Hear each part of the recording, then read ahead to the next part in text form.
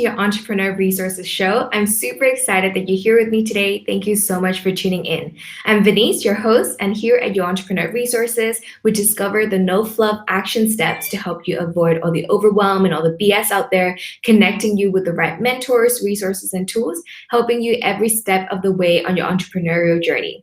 We go live here twice a week, interviewing different entrepreneurs and experts on all areas of business, so make sure to join our Facebook group and look out for the events inside your Entrepreneur Resources page. You can find all the links in the description box. Today, I have a very special guest with me. It's Erika. Thank you so much for joining us today. Thank you for inviting me. Absolutely. So Erika is the founder of Avaraza. Erika is the founder of Avaraza. Avaraza is a startup business specializing in social media management, marketing events, social media training, content writing, and portfolio creation. The aim is to help small businesses succeed, establish their presence and brand awareness by providing them all the support that they need. So in this interview with Erika, we'll be talking about starting a business and successful social media management for a startup. I'm super excited about this topic. But before we dive in, I would love for you to share with us more about your business and your journey with us. Start wherever you want. Right, so I started my business nearly a year ago now. Of course, it was a hard period because we all know that COVID-19 took over the place and it was hard for everyone. Before actually starting my own business, I was working in the events, but I had a degree in marketing for a year before that. So I always wanted to kind of incorporate marketing, but I didn't actually knew how yet. And once the COVID hit, of course, most of us lost our jobs or been suspended for some time, so I thought this is not the way I want to live. And again, I was pretty sure that I don't want to go back to my workplace anymore because it had a lot of issues. And I thought, okay, so I need to figure out what I'm going to do. I've tried to apply to many different jobs, but just because of COVID, it didn't work out. And I thought that I have to do something. And I found this advert of a company who were looking for help on social media. And just within a couple of messages and calls, we kind of clicked and we started to work together, So it was very fast, very creative, and very surprising. And then I kind of started to realize that probably there are a lot of more businesses like this who need social media help. And I started to kind of promote myself, saying I am helping out as a social media expert, for businesses who are struggling with their social media, specifically during COVID-19. And I found out some clients, straight on the spot. But then I thought, I don't want to go as like a freelancer on my own. I want to create kind of a company besides that, with the value, with the brand, and share something creative with the people around me.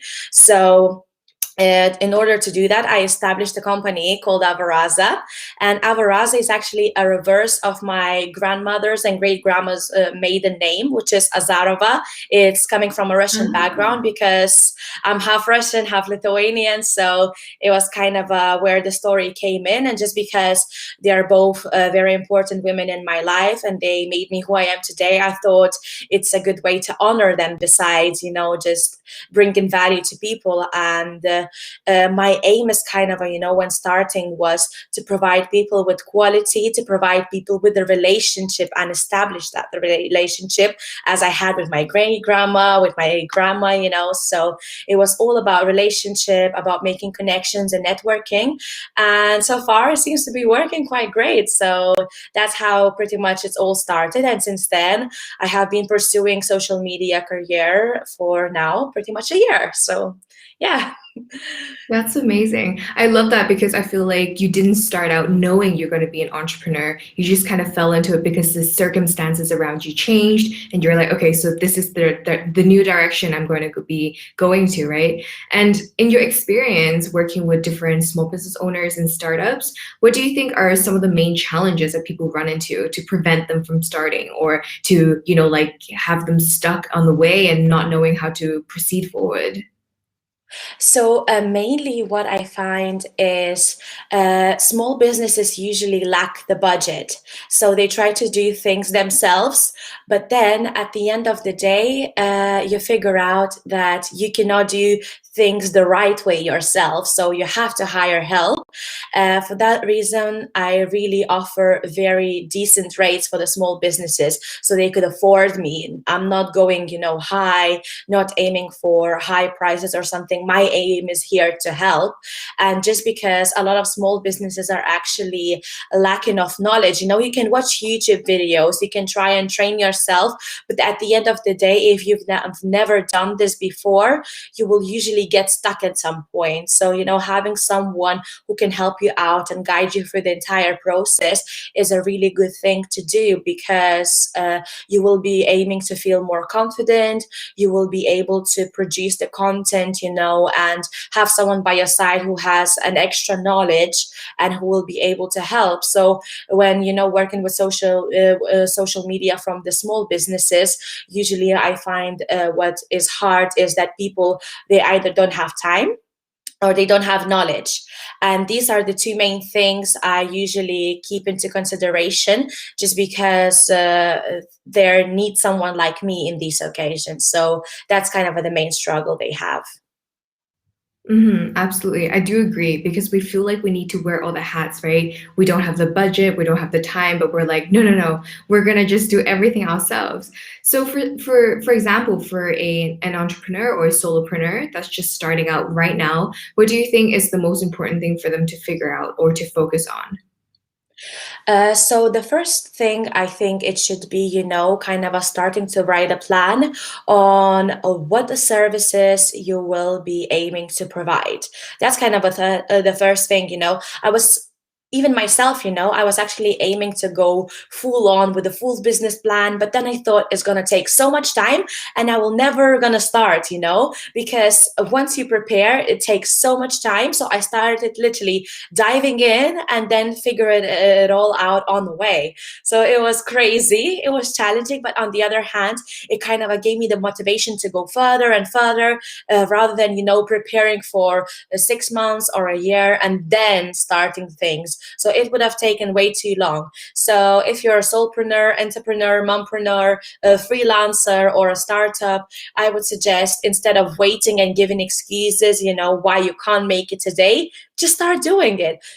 Create the social media platforms. It doesn't take much time, it's free. You might want to create as well, a website like Wix or WordPress. It doesn't cost much as well, unless you want to create a domain which works for your business, and it's not super expensive as well. So you don't have to have a lot of investment in terms of that. And of course, when it comes to, startup beginning, you should consider your friends, your family as your main supporters, because if you share your social media, your business with them, they will be the ones who are likely to support you in the very beginning. So they will be your main target audience for the first couple of weeks, because they will be following you on social media, they will be commenting on your posts, they will be liking your posts, they will be spreading the word and sharing all the information about your company.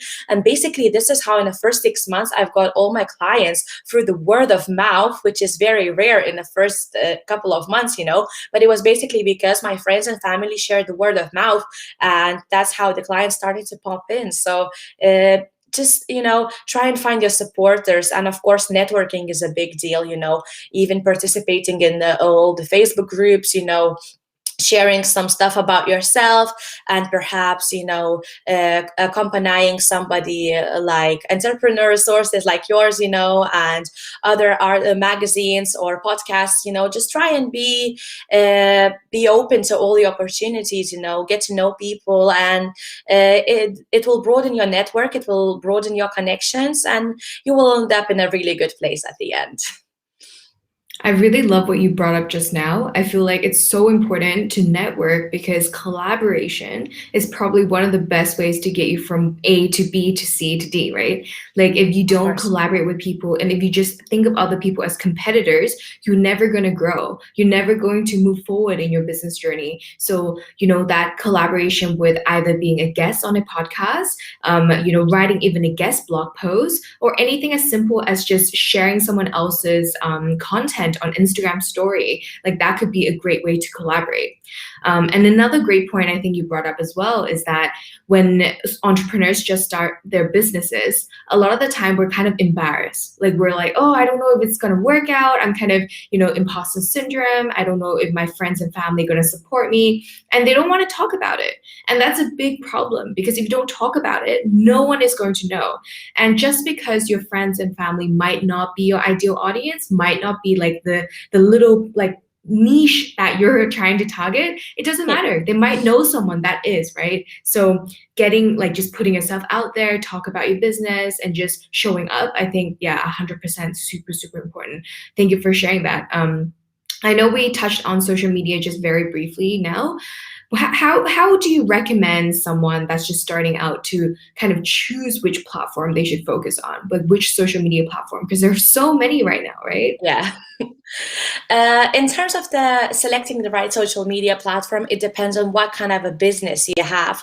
So if your business is more towards a product, you would consider perhaps some visual platforms such as Instagram, Pinterest, and of course Facebook. It works well for absolutely everyone. So even though people now say and statistics show that the Facebook importance is actually falling down, but there is still so many people there. And now Facebook actually purchased Instagram. So if you actually do the paid ads on Facebook, they will also show on Instagram. So it's 2-in-1, and it's very effective and useful on the other hand as well.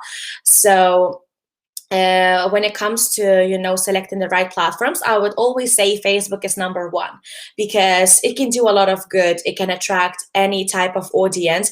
And if in small cases your audience is below 20, around teenagers and kids, then of course you want to focus on things like TikTok and Instagram, mainly because these are the platforms for Generation Z. But if you're looking to the broader market, if you're providing whether a product or service it is, you should start with Facebook, Instagram, and then something else regarding what you have. So if it's a service, you will probably be aiming for LinkedIn or Twitter. If it's more visual, like a restaurant or a clothing brand, you will probably go for Pinterest besides that. So these would be kind of a differentiations within the product and service providers. But I also kind of encourage people to experiment with social media platforms. You don't have to have them all because it's going to take a lot of time. But then what I also do is I always offer to, share the same content for like the first couple of months on all the social media platforms. In that case, you kind of able to find out what your audience likes and what it doesn't like in specific platforms you currently have. And then you can rearrange the content based on specific platforms differently. So for example, if the quotes of the day go better on Instagram, while on Facebook you can see that reviews are actually something which attracts their audience, you can then actually share the content for each social media individually. So that is something which can be considered over time. But in the beginning, it's also always good, to be a little bit more effortless because you still have a lot of other things on your mind, and just keep on posting the same content throughout the entire social media before you find out what actually makes it work. 100%. So I think a lot of people are probably wondering right now, like there's so many platforms and you need to be constantly creating content no matter which platform it is. How do you suggest people, like how do they approach content strategy? Like how do you suggest people, like create content for social media and also for their website and everything? Like how do you manage all of that? So again, in order to manage that, you can create the same or similar content to all the social media platforms till you get to the right point. Alternatively, you can hire a social media manager who can help you with that. But on the other hand,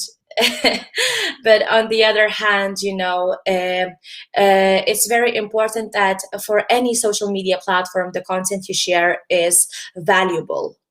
So you have to show not only the product or service you provide, you have to show how it's being created, what's the backstory of it, how you make it, provide tips and perhaps even share the quotes and things from your competitors, because this is kind of how collaborations happen. This is how influencer marketing kind of got into place.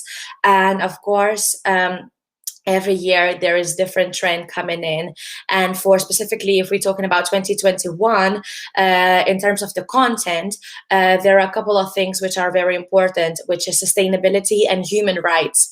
So we all know that with human rights there is a huge scandal about Black Lives Matter, and then sustainability is very important in order to save the environment and save the planet. So people are actually saying that if you your packaging does not fit within the sustainable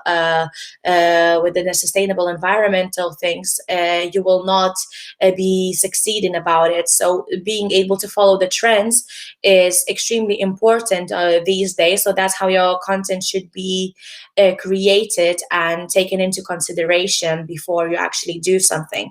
So if you're a service, perhaps considering and appreciating the diversity and equality of people would be something you could share something in your consideration. While if you're a product, perhaps sharing something on how sustainable your product is and how recyclable your materials are would make a huge difference when creating the content. Definitely. I think it's important to kind of create some kind of controversy every once in a while for your brand, because otherwise you're going to look, if you do what everyone else is doing, you're just going to look like everyone else, right? Do you have any tips for us as to like how to stand out from the crowd and from your competitors? So first of all, you have to have a great social media strategy written. So usually SMART objectives, which stand for specific, measurable, achievable, realistic, and time managed. It works very well, and you don't have to, specifically aim for huge amounts of followers. You have to be aiming for the quality type of a content. And in order to be able to stand out from the competitors, you have to follow your competitors and see how well they are doing so you could do better. I'm not encouraging to copy them. I'm encouraging to see what they actually do and try and figure out the tactics and ways which could benefit your business. Because if there is something that works for your competitor, it doesn't necessarily mean that it's going to work for you. So this has been proven a lot of times, and some people just tend to copy and paste the same techniques and strategies, but they see that it doesn't work for them. So you always have to find out something that works best for you. So in order to be able to stand out from the crowd, you have to test, and again test. There is never the right way in or out. You always have to see what kind of an audience you have. You can try and apply certain techniques, for example, providing tips and tricks on your service. For example, as I do with my business, I do provide tips on email marketing, what hashtags to use, and much more. So things within the social media side. But again, a lot of people now kind of interested in how things happen. So by sharing how you work, your day in life, or perhaps any personal story on how you decided to start a business, or if you've been struggling through it, also works, because we all people, and we all struggle. And there was this certain point where we broke down and, we kind of stepped up again. So people also want to find out how it happened and how you had the strength to figure this out. And then in this case, you will be aiming to, attract the target market and audience, which is not only interested in your product or service, but they will be interested in yourself as a personality, which will eventually lead them into getting interest in your product or service you're you're offering. So that's how it kind of makes you stand out at some point. But as I mentioned, there is never the right strategy for all the businesses. You have to keep on testing and seeing what is right for you rather than for everyone else. Oh my gosh, what great tips. Like honestly, I'm just like, yes, like I completely agree. I'm just really curious because you talked about relationship building for your business, right? And I know that part of that would be, showing behind the scenes and like what you said just now, the how of it, right? Like the ups and downs and just being very transparent. How else do you think people should be building relationships with their audience through social media? So when it comes to social media, the stories come in handy for this occasion. Creating polls, quizzes, lives where people can ask questions. This is how the relationship is kind of being built. And of course, being able to network and perhaps collaborate or combine with somebody, it can actually work well because people will see your true self. People will see how well you're speaking, how well you're presenting yourself, and they will kind of start following you, which will later on will lead into kind of becoming a loyal follower or perhaps the user of your brand or service. So when it comes to this, of course, the stories are the top one priority when it comes to Instagram. And of course, ability to connect Instagram and Facebook works well because people like to vote, by saying, do you like it? Yes or no? What is the correct answer for this? And it doesn't sometimes have to be related to your actual company or actual service you provide. You can just get, random facts about life, or about the certain occasions which appear on every month. So for example, this month we have International Women's Day. Last month we had Valentine's Day. So then next month we have an Easter and Earth's Day. So all these questionnaires and questions can be combined on these topics. And again, you can see that you will attract the audience, which is actually coming from the interest from Earth's Day or Easter. They start to follow you, they start to learn more about you, and perhaps they will be intending to use your service at the end of the day. So it's all about engaging in stories, which works well. When it comes to, for example, LinkedIn, because I use LinkedIn a lot, it's all about, making connections, sharing your opinions, and being strong there, because people there are always aiming for the quality content. So being able to engage them. And for LinkedIn Business, you also have an ability to create a poll. So you can use that as well, just by asking your audience questions. And it's always nice to, just give them options to say their opinions and do what they prefer. So, yeah. No, absolutely. I think they're such great tips. I think a lot of the time people get so stuck on just like, okay, which platform should I use? Or like, riding the trend, right? Like we talked about this earlier today. There's Clubhouse right now, and everyone's like, yes, I'm going to use Clubhouse. But the thing is, maybe your target audience is not there, right? Like if you're doing something that, like no one on Clubhouse really knows about, then what's the point? Like not know about, but they don't want to purchase your product, or they're just not the right people for you, then what's the point of spending hours and hours hanging out there, right? Same with TikTok. Exactly. If you don't like to be in front of the camera, if you don't like to, like create videos of yourself or your products, then why are you trying to be on TikTok? You should focus on other platforms instead, right? Sure. When it comes to, your preferences, of course, sometimes you have to step out of the box in order to be able to find your target audience. Unless you hire somebody who can do it for you, who can step out to videos, or, it can be your members of staff. It's not necessary to show yourself all the time, but people are now kind of within the coronavirus situation and so on, people want to make connection with people. So it's kind of becoming a bit more necessary to step out and be there for them, and show yourself and talk to them, because people are actually aiming for this human interaction nowadays. And it's becoming extremely hard for people who do not like to present themselves on camera. And I am actually, to be honest, I am one of them who are not a fan, to, taking pictures and showing myself. But what I'm actually trying to do is I'm creating reels, TikToks, stories, and I'm trying to step out of my comfort zone And once you kind of go out of it, you getting into the routine of it, and you realize that it is not as bad as it seemed.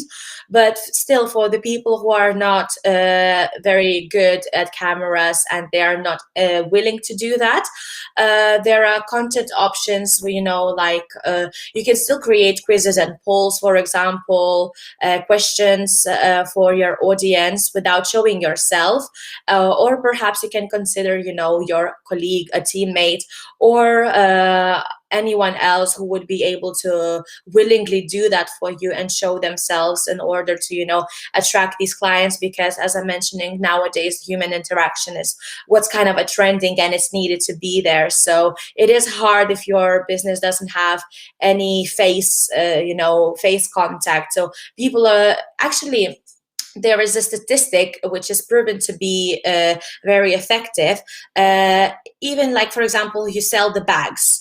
And if you put a picture of a bag only, it will not be taken as well as a picture with a person wearing that bag or a person holding that bag. So any type of human interaction, or, even a hand with a bag, can do a huge difference. So I would always strongly suggest for people to be interactive. But as I mentioned, not everyone is the same, and it's very hard for people to come in front of the camera. So perhaps they can consider other ways, such as teammates, or engaging stories, in order to be still active and be able to achieve their target market. Oh my gosh, I love this so much. I really like that, it's not just about showing your face. It's about showing your brand. And even for people that are not comfortable, or maybe you have a business brand and your face is not, the one that's everywhere in your brand, it doesn't matter. There are ways around it. So that is such a great tip. I do want to ask, because we're talking about social media management, and for those entrepreneurs in the audience that's considering or maybe considering hiring a social media manager, how would you, any tips on how they could find them? Not the platform so much, but for example, how do we make sure that that person is right for our business? So when it comes to, selecting the right person, I mean, there is plenty of freelancers, entrepreneurs, startups, and companies who provide social media management. I think the most important thing is also when it comes to experience, people always kind of are aiming to check out your social media perhaps beforehand, or they're asking for some sort of portfolio of yours. But besides that, you always have to try and find out if you can work with that person, because this is going to be aimed as a long-lasting partnership, as a long-lasting relationship. So you have to see if you kind of a match with that person, if you have the same ideas, and you can give them a full responsibility of management your social platforms, and be calm about and being confident by saying, oh, I'm 100% sure that this person is going to do a great job for me. I have no doubts, no regrets. So firstly, kind of the vibe you feel within each other, and what kind of goals you have together, and how well you develop your relationship is very important when it comes to the social media manager. Because what you might think is nice and productive, your social media manager might not think it is productive and useful for your social media. So definitely, I would say the relationship is number one. And of course, when it comes to showing up your work or something, that can be part of selection process when it comes to social media manager selection. But I would always say, the relationship should come first, because things can be improved over time based on your liking. And of course, when it comes to social media manager, doesn't matter how many times he or she has done the same thing over and over for similar companies, your company is going to be another challenge they're going to take. So it's going to be a bit different. And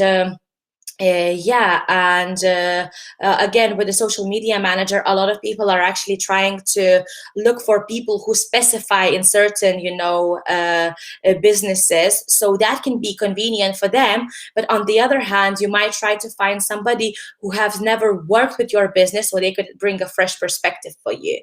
So that would be my advice in terms of the selection process for a social media marketer.